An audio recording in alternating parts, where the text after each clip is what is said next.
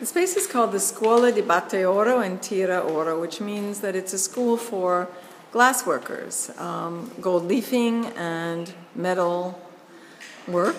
It was built in 1711, and it continued to be a guild or a sort of a clubhouse for the gold workers. So it seemed perfect for this exhibition because, well, you know, honey is like gold. This is one of your seminal pieces, though you have had many exhibitions here in Venice through the years.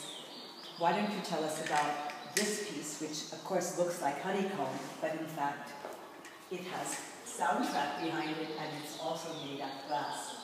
Gold glass at that. Actually, it's porcelain and gold leaf and resin and beeswax, and each little pod, each cell, is made one at a time, the same way that the honeybees make their homes, their hives. It's exactly the same process in a way because it's made one cell at a time.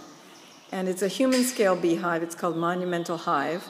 You can go inside if you sort of duck underneath, and yeah, that would be nice to film. And it has two little iPods inside, bees buzzing and birds chirping, because it's about nature. Tell me, Judi, these are real bees? No, those are glass honeybees, and when you work with glass, everything has to be heated at exactly the same temperature, be able to be heated at the same temperature in the furnace. So you have to use glass with glass, or real gold, or real silver. And this particular piece has small glass honeybees inside that I made. You are also a painter?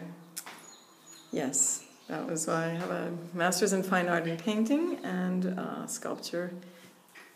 You had an exhibition, I believe, in 2008, and can you tell us about that? The exhibition that you had several years ago. In Venice? In Venice. It was in 2006, and it was at the Café Florian. It was for the Biennale of Architecture.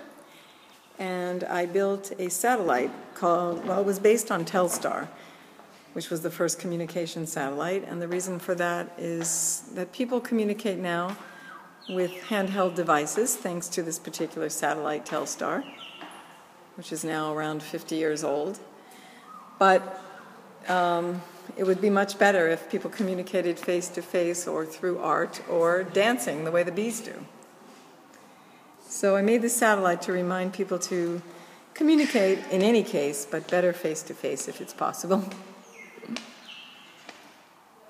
I see you have that not only this exhibition is called Denatured, Honeybees and Murano, but you have a section here called Renatured, which I find fascinating. Thank you. Can you elaborate on Renatured? Well, the idea behind most of my work, I think it's probably all of my work, is the fact that if you bring attention to something that is maybe on the verge of extinction, as I did in 2001 with the rhinoceros, and comparing it to Teatro La Fenice and Venice in general, the idea is that if people pay attention to things like the honeybees and Murano glass and realize if we lose them, that we're losing something of beauty that cannot be reproduced again. I mean, people try to reproduce Venice and Venetian glass all over the world, but really we know there's really only one Venice. The same thing with honey and with the honeybees. It's a big loss if we were to lose them. So I'm trying to bring attention to those two colonies that are on the verge of extinction. One last question I want to ask you before we close. Mm-hmm. You are very involved with Bees Without Borders. Yes. Can you tell us about Bees Without Borders? Bees Without Borders is a non-profit organization founded by Andrew Cote, who's a beekeeper in New York and Connecticut, who I work with for many years. And they bring their knowledge of beekeeping, which is fourth-generation beekeeping, to other parts of the world that perhaps are impoverished or need to know how to survive and sustain their families. And through beekeeping, obviously, pollination is one of the key elements, and people can, you know, grow food and take care of their families and raise honey and honeybees forever. It's not something that's just one season. So once they start raising the bees and have the pollination and have the food, they're able to survive. So Are bees becoming so extinct throughout the world now? we lose 50 million bees a day, Andrea. That's a lot. And that is probably an underestimate.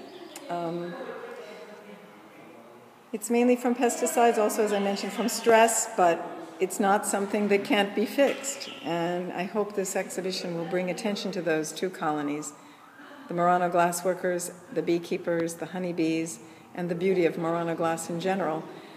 And, you know, honey has many healing properties, and the bees are a wonderful, wonderful subject to study. I've been on it 7 years. I don't see any end in sight yet, but,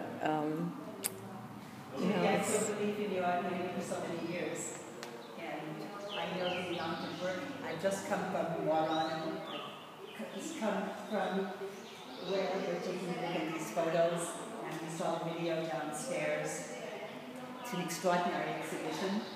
And I'd like to buy every single piece that's downstairs. that would be great. I'm happy to see it. And it's just extraordinary. You want to try to go inside? Go inside. You duck under from the front. I can go inside. Yeah, right here. Where? Here's like a little door. You have to duck in. I will. Please. I will. Oh, no. The queen bee. Now stand up. Don't you feel like a queen? Oh my, I am the queen bee for the day. Totally. Oh, Judy, thank you. This is really extraordinary. You see, there is a queen at the top. I had no idea. How long did it take you to make It took about 6 months. I worked inside it and outside at the same time. Yes. Well, you know, it took 6 months altogether, I would say. I mean, I didn't really count it, because after making the shape, and I hung it from the ceiling of my studio, I put on the porcelain one cell at a time, and then the beeswax, and then the gold leaf, and then the resin. Yes. So it was, you know, long process. But the reality is that all of the materials are fragile, but when they're combined, they make a very strong structure, exactly like a beehive. So it doesn't weigh much. I mean, maybe it weighs 75 pounds, but it is, you know, rather large, huh? Well, it's fabulous. Your entire exhibition is. I thank you very much for giving me the time and being such a wonderful friend and extraordinary artist. Well, thank you, Andrea. Thank you for coming and for being the queen bee. Perfect.